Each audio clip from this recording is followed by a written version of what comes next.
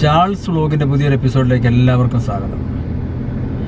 ഏതാണ്ട് 2 ദിവസം മുമ്പ് നമ്മുടെ ആലപ്പുഴയിൽ മെഡിക്കൽ കോളേജ് സ്റ്റുഡൻസായ 5 പേർ അപകടത്തിൽ മരിച്ചു. ബാക്കി ഏകദേശം 6 പേരിൽ ഒരാൾക്ക് പരിക്കില്ല. ബാക്കി 5 പേർക്ക് കൂടെ പരിക്ക്, ഗുരുതരമായ പരിക്കോ അല്ലെങ്കിൽ ചെറുതാണെങ്കിലും പരിക്ക് പറ്റിയ ആശുപത്രിയിലാണ്.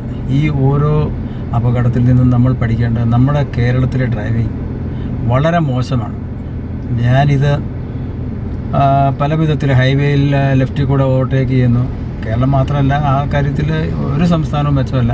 കഴിഞ്ഞ ദിവസം ഹൈദരാബാദിൽ പോയപ്പോൾ കിട്ടിയൊരു വീഡിയോ ഞാൻ ഇടുന്നുണ്ട്.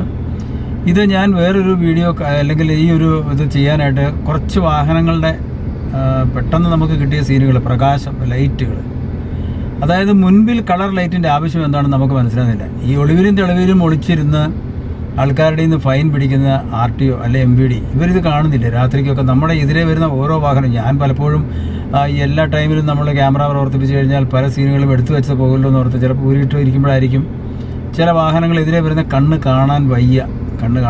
നിർത്തിയിട്ടിരിക്കുന്ന ചില വാഹനങ്ങളുടെ ഫോട്ടോകളും എൻ്റെ മുന്നിൽ ഓടിപ്പോയ ചില വാഹനങ്ങളുടെ ഫോട്ടോകളും ഒക്കെ ഞാൻ ഇതിൻ്റെ അകത്ത് കാണിക്കുന്നുണ്ട്.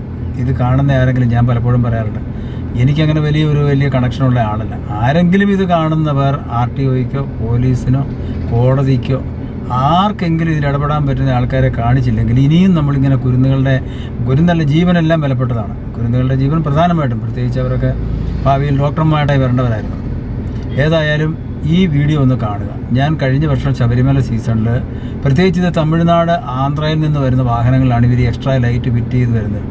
ഞാൻ അന്നൊരു വീഡിയോ ഇടണമെന്ന് വിചാരിച്ചു. അടുത്ത ശബരിമല സീസണിലെങ്കിലും നിങ്ങൾ മംഗലാപുരം മുതൽ ഇരിട്ടിയിലോ പിന്നെ വയനാട്ടിൽ മാനന്തവാടി സൈഡിലോ ബത്തേരി സൈഡിലോ നാടുകാണിയിലോ ഇല്ലെങ്കിൽ വാളയാറിലോ ഇല്ലെങ്കിൽ നമുക്ക് ഈ പറഞ്ഞ കേരള സ്റ്റേറ്റ് ബോർഡറുള്ള ഏതെങ്കിലും സ്ഥലങ്ങളിൽ RTOമാർ നിൽക്കുക. എന്നിട്ട് ഈ വരുന്ന വാഹനങ്ങൾ പകലാണെങ്കിൽ തന്നെ ആവശ്യമില്ലാതെ ഘടിപ്പിച്ചിരിക്കുന്ന ലൈറ്റ് കത്തുന്നതാണോ എന്ന് നോക്കി അതിനെ അഴിച്ചു വെപ്പിക്കുക. തല്ലിപ്പൊട്ടിച്ച് കളയേണ്ട ആവശ്യമില്ല. അതുപോലെ തന്നെ രാത്രിയിലാണ് ഇത് വരുന്നതെങ്കിൽ ഇവരെ വിളിച്ചു നിർത്തി ഇവർക്കൊരു ഫൈൻ കൊടുക്കുക. എക്സ്ട്രാ ലൈറ്റ് ഫിറ്റ് ചെയ്ത് വരുന്ന ഓരോരുത്തർക്കും നമുക്ക് ഫൈൻ കൊടുക്കാവുന്നതുള്ളൂ.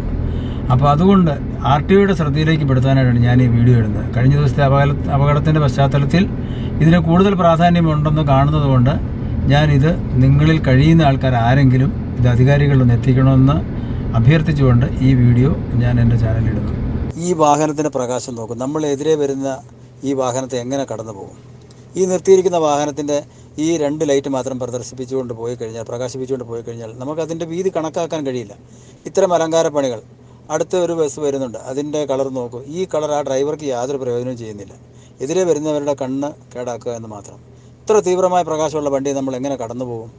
അതുപോലെ തന്നെ നമ്മുടെ മുമ്പിൽ ഓടുന്ന വണ്ടികൾ, വാഹനങ്ങൾ, അതിൻ്റെ പിന്നിൽ ഇങ്ങനത്തെ കളർ ലൈറ്റുകളും കത്തിച്ച് പോയി കഴിഞ്ഞാൽ ധാരാളം സമയം അതിൻ്റെ പുറകെ ഓടി പോകേണ്ടി വരുന്ന ഒരു ഡ്രൈവറുടെ അവസ്ഥ ഒന്ന് ആലോചിച്ച് നോക്കൂ.